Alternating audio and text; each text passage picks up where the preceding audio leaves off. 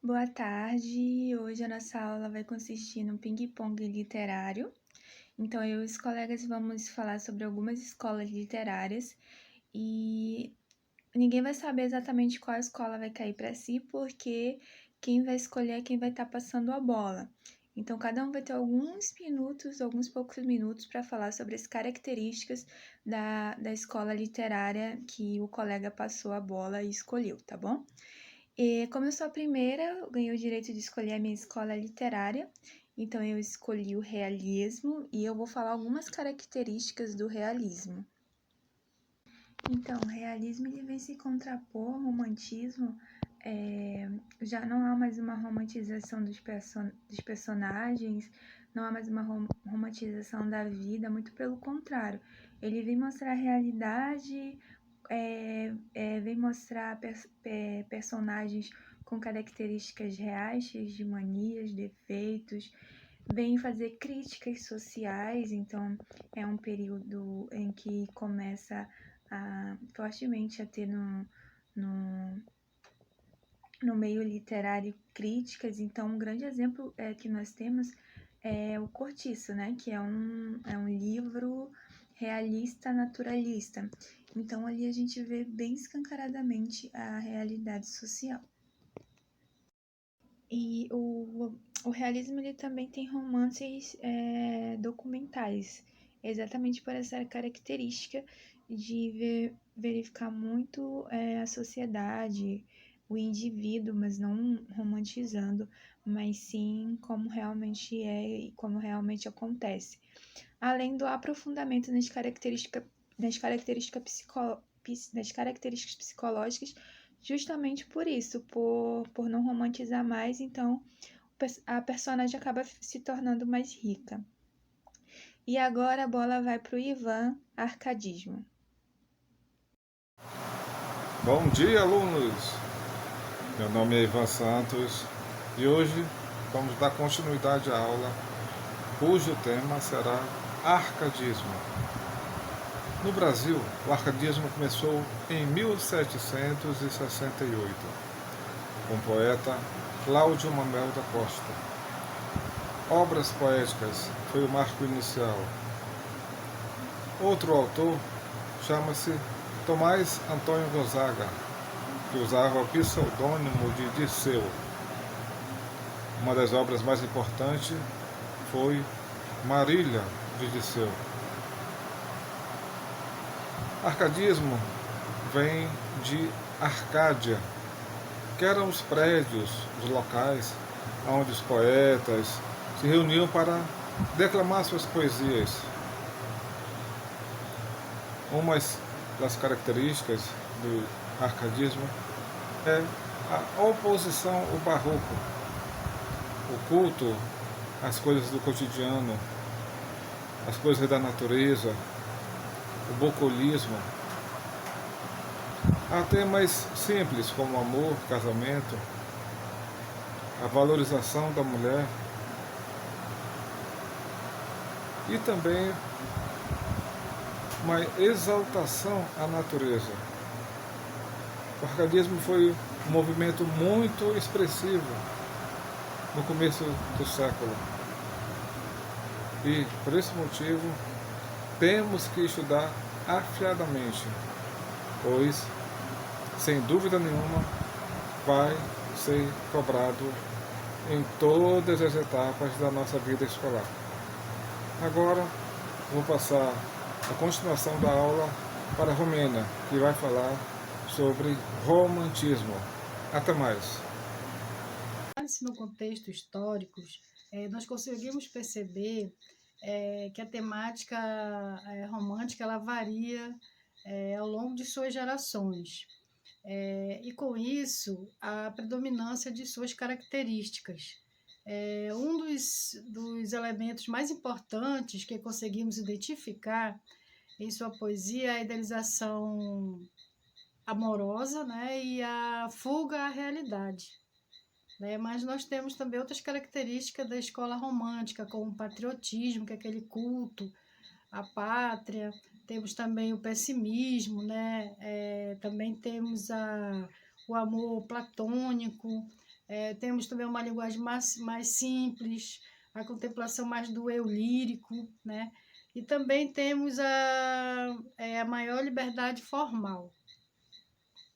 Na literatura, as principais características do romantismo que nós podemos destacar é a oposição ao modelo clássico, né? Que o romantismo ele já não fica muito naqueles moldes clássicos.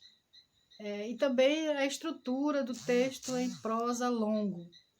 Também nós temos o desenvolvimento de um núcleo central, narrativa ampla, refletindo uma sequência de tempo, também nós temos essa característica. O indivíduo passa a ser o centro das atenções, né? E o surgimento de um público consumidor, que é o folhetim, né? O uso de versos livres e versos brancos. Nós temos também a idealização da sociedade, do amor e da mulher. E a criação de um herói nacional também, a criação, um sentimentalismo, supervalorização das emoções pessoais, né? E a saudade da infância também é destacada nessa característica. A escola para Larisa, que é a Escola Literária Naturalismo. Olá, boa tarde, boa noite, independente da hora que você vai assistir a esse vídeo. Na videoaula de hoje eu trago conteúdo sobre o naturalismo no Brasil. O naturalismo no Brasil, ele se iniciou no século XIX com a publicação do romance O Mulato de Aloysio de Azevedo. O ano que publicou esse livro foi o ano de 1881. Naquela época, o país passava por grandes transformações. A cidade do Rio de Janeiro ainda era considerada a capital do Brasil. Aloysio Tancredo Belo Gonçalves, ele foi o criador da obra O Mulato. É o segundo romance, de Aloysio, escritor do ano de 1881. Ele foi responsável pelo início do naturalismo no Brasil. No caso, o gênero era ficção e o idioma original era o português. Passando o slide aqui, temos aqui as características do naturalismo, que são elas: a linguagem coloquial, a observação da realidade, o retrato objetivo da sociedade, a descrição de ambientes e personagens, problemas humanos e sociais. E aqui eu vou falar de dois autores brasileiros naturalistas, que um deles eu citei lá no começo, que é Aloysio Tancredo. Ele é considerado o precursor do naturalismo no Brasil. Uma figura multifacetada, jornalista, romancista, cronista, diplomata, desenhista, pintor, a respeito de apresentar uma obra de caráter notoriamente naturalista. Alguns estudiosos afirmam que sua produção literária muitas vezes apresenta características românticas e realistas. Suas obras que merecem destaque são O Mulato, no caso de 1881, e A Casa de Pensão, de 1884, e O Cortiço, de 1890.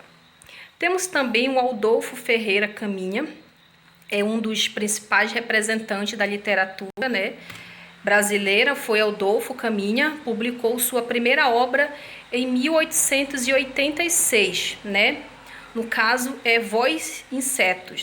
Sua produção literária é marcada por temas de violência, perversão, homossexualidade, ciúmes e tragédias.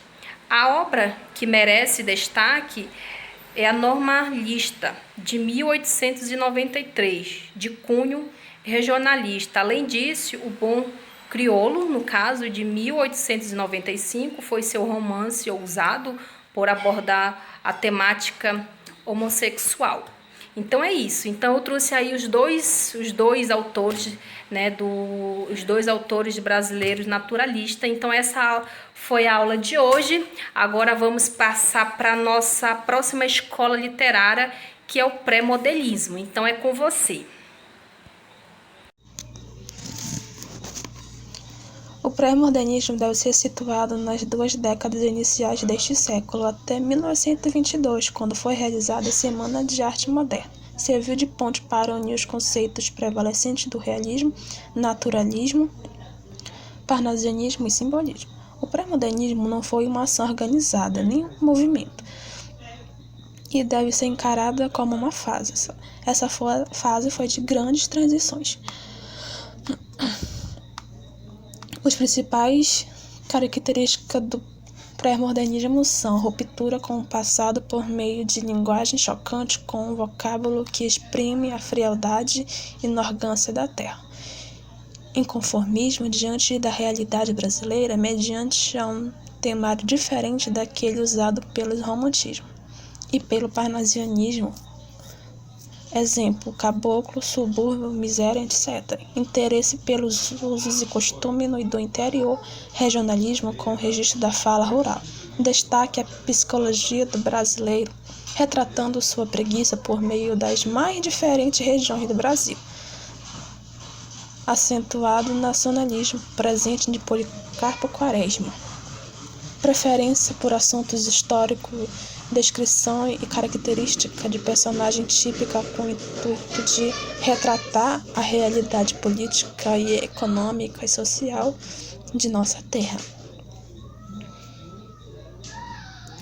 Preferência pelo contraste físico, social e moral. Sincretismo estético, neoliberalismo, neoparnasianismo, neossimbolismo, emprego de uma linguagem mais simples e coloquial, com o objetivo de combater o rebuscamento e o pedantismo de alguns literários. Social, crítica, regionalística, histórica, política e marginal. Olá pessoal, tudo bem? Hoje abordaremos o tema na escola literária pós-modernismo. Bem, alguns autores conceituam o pós-modernismo como a terceira fase do modernismo. Então vamos lá. Bem, Stuart Hall afirma que a sociedade pós-moderna ela é uma sociedade fragmentada, né, e que tem muita crise de identidade. Sendo assim, a principal característica dessa sociedade pós-moderna é a pluridentidade, ou seja, várias identidades. Dessa forma, na literatura não foi diferente. Por quê? Porque no pós-modernismo, na literatura assume vários estilos. Então, temos alguns autores, os autores da pós-modernidade apresentam múltiplos estilos, vários estilos, e também há a predominância de novas técnicas. Então, tem basicamente uma ruptura com as coisas tradicionais. Um exemplo na poesia seria o concretismo. Bem, o concretismo é um movimento que visa, né, a ruptura com a poesia tradicional.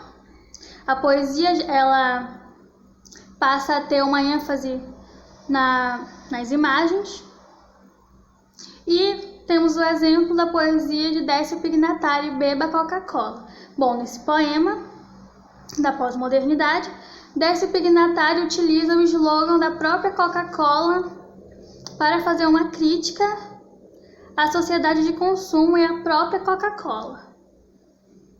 Então, essas foram as minhas considerações sobre a pós-modernidade, essa escola da literatura. Obrigada a todos pela atenção.